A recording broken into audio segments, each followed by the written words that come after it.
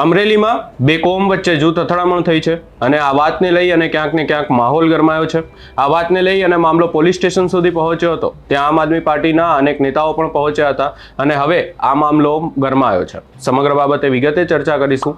નમસ્કાર, હું છું ઉજ્જવલ અને આપ જોઈ રહ્યા છો નિર્ભય ન્યૂઝ। અમરેલીના લીલિયાના સલડી ગામે બે જૂથ વચ્ચે અથડામણ થઈ છે। સલડી ગામમાં બે જ્ઞાતિના જૂથ વચ્ચે અથડામણ થઈ। આહિર અને પટેલ સમાજ વચ્ચે અથડામણ થઈ છે અને આ વાતને લઈ અને ક્યાંક ને ક્યાંક એવું કહેવામાં આવી રહ્યું છે કે ગ્રામ પંચાયતની ચૂંટણીમાં મન દુઃખ થયું અને એ વાતને લઈ અને જૂથ વચ્ચે અથડામણ થઈ છે। પટેલ જૂથના 7 જેટલા વ્યક્તિઓ ઈજાગ્રસ્ત થયા છે એવી પણ વાત સામે આવી છે।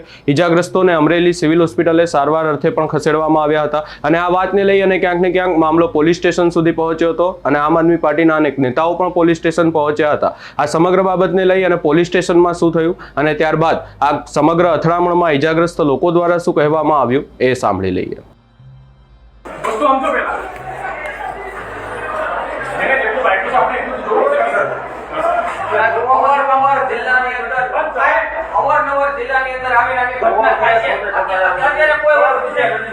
અત્યારે કોઈ વસ્તુને અવારનવાર આવી ઘટના થાય છે।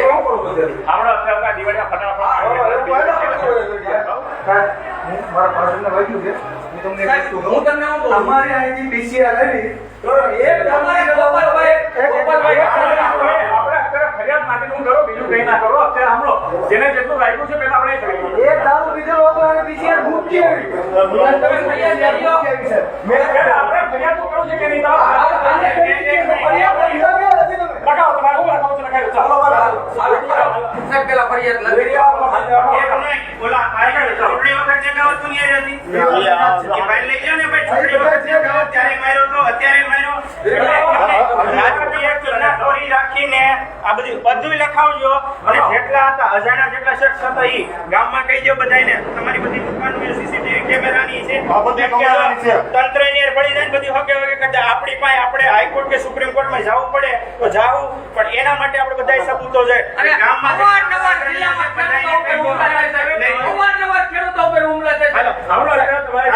તમે રાઇટરને લઈ લો એટલે આપણે ફરિયાદ લખાઈ રાઇટરને લઈ લો એટલે જેને વાઈકો છે ને બધાની એડમિટ કરાવી દો પહેલા ફરિયાદ કરાવી નાખો, એની ફરિયાદ પહેલા નોંધાઈ નાખો। પેલા ફરિયાદ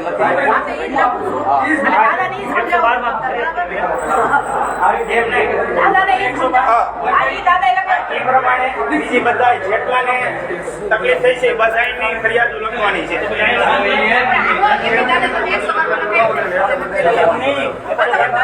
એમાં બધાનો ઉલ્લેખ કરવાનો છે। એક મિનિટ તમે ઉભા રહી જાઓ, પહેલા બધાનો ઉલ્લેખ કરવાનો છે। શું નામ છે, કયું ગામ છે અને શું થયું? મારું નામ રમેશભાઈ રામાણી, ગામ ચલડી। અને શું બનાવ બન્યો? બનાવમાં તો મારા ભાઈઓ બાંધતા હતા તો હું વિશે જુદા પડવા ગયો તો મને મારવા માંડ્યા। કોણ મારવામાં? કોણ હતું? મારવામાં તો ઘણા હતા, નાય દેતી કારણ શું? ચૂંટણી બારાનો। શું નામ છે, શું ગામ છે અને બનાવ શું બન્યો? તો વાત કરો ને। મારું નામ રામાણી અફસીલ છે, મારું ગામ સલડી છે। અમે લોકો, હું અને મારો ભાઈ અને મારા કાકા, અમે ત્રણેય લોકો બસ સ્ટેન્ડ ઉપર બેસવા જતા હતા, ફરવા જતા હતા। તો આહિર સમાજના 10-15 જણા આવીને અમારી માથે જાન લેવા હુમલો કરેલ છે। લોખંડના પાઇપ, બેટ અને ગીલી દંડાથી અને મારા મોઢા ઉપર સોડા બાટલીનો કાચ મારીને પૂરો મોઢા ઉપર જાન લેવા હુમલો કરેલ છે।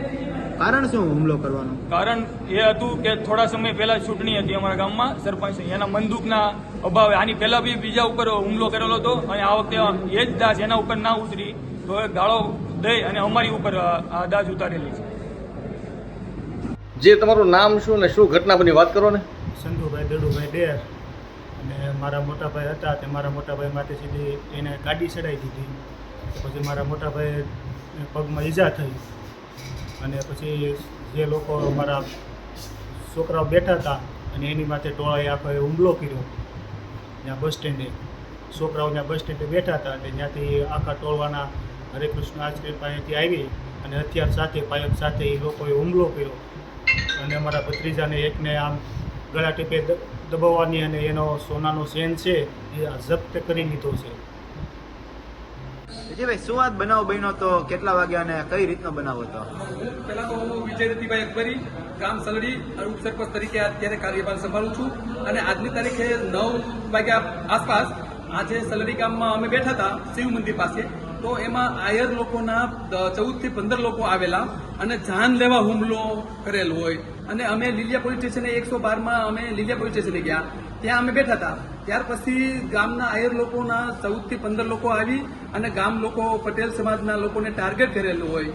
એમાંથી 7 થી 8 જણાને ઘાતકી હુમલો કરેલો હોય, એની પર જીવલેણ હુમલો કરેલો હોય કે આજે એને જાનથી મારી જ નાખવા છે. એ લોકોએ આગોતરું આયોજન કરીને આવેલા હોય. ત્યાર પછી એ લોકો હથિયારો લઈને આવેલા છે. કારણ શું?